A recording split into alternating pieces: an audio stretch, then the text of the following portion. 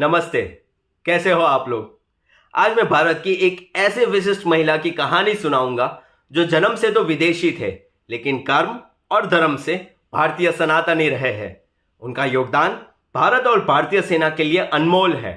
बात हो रही है परमवीर चक्र के डिजाइनर श्रीमती सावित्रीबाई खानोलकर की।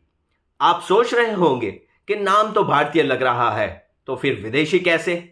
सावित्री जी का असली नाम ईव वोने मेडे डे मेरोस था और उनका जन्म स्विट्जरलैंड में हुआ था। उनकी माता रशियन थी और पिता हंगेरियन थे। ईव एक प्रभावशाली महिला थी और उन्हें विंटर स्पोर्ट्स बेहद पसंद थे। 1921 में स्कीइंग के दौरान उनकी मुलाकात भारतीय कैडेट श्री विक्रम खानोलकर से हुई और समय के साथ उनमें प्रेम हो गया। कहते हैं ना, जैसा देश वैसा भेष। इस कहावत को हकीकत करते हुए 1932 में ईव भारत आए और हिंदू धर्म अपनाया और अपना नाम रखा सावित्री। फिर उन्होंने श्री विक्रम खानोलकर से विवाह किया, जो सिख रेजिमेंट में एक कैप्टन थे। 1947 की आजादी के बाद भारतीय सेना के मेजर जनरल श्री हरिलाल अटल जी को युद्ध में दिए जाने वाले सर्वोच्च शौर्य पुरस्कार परमवीर चक्र की डिजाइन की जिम्मेदारी दी गई। अटल जी को एक ऐसे डिजाइनर की तलाश थी जो भारतीय सेना से जुड़ा हो, भारतीय पौराणिक साहित्य और वेदांत की गहरी समझ रखता हो और एक कुशल कलाकार भी हो।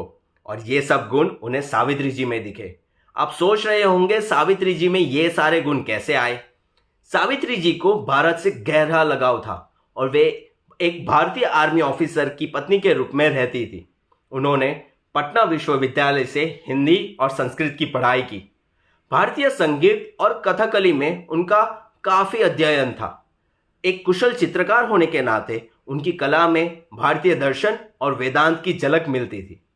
सावित्री जी ने उत्तर भारतीय फ्लाइंग क्लब की मेंबरशिप प्राप्त की थी और वे पहली महिला थी जो इस क्लब की सदस्य बनी। उन्होंने संस्कृत डिक्शनरी ऑफ नेम्स और महाराष्ट्र के संत जैसे ग्रंथों का प्रकाशन किया।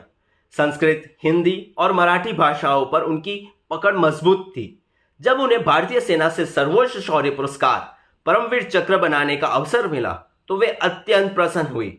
उन्होंने महर्षि दधीजी के अस्थियों से निर्मित वज्र से प्रेरणा लेकर चक्र की आकृति का निर्माण किया। चक्र की डिजाइन में उन्होंने दोहरा वज्र का प्रयोग किया और छत्रपति शिवाजी महाराज की तलवार भवानी को भी स्थान दिया। अनंत प्रयास और डिजाइन के बाद उनकी अंतिम रचना को स्वीकृति मिली, जो आज परमवीर चक्र पर विराजमान है। इस महान महिला श्रीमती सावित्रीबाई खानोलकर का निधन 26 नवंबर 1990 को हुआ था। भारत के ऐसे अनोखे इतिहास को जानने के लिए इंडियन टोकन को लाइक, शेयर और सब्सक्राइब जरूर करें। जय हिंद।